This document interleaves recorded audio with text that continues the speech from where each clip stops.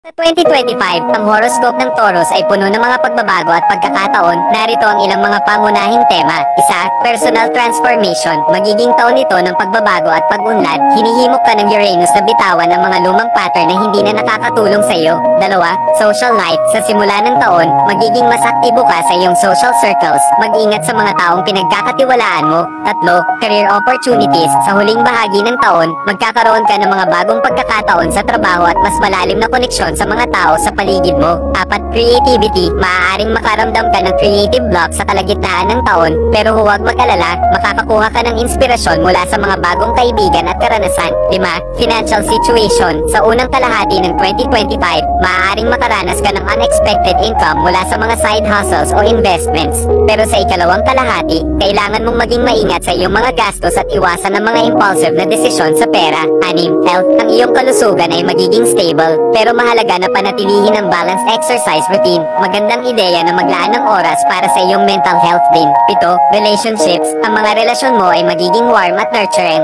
pero mag-ingat sa pagiging stubborn. Mahalaga ang komunikasyon para sa mas maayos na samahan.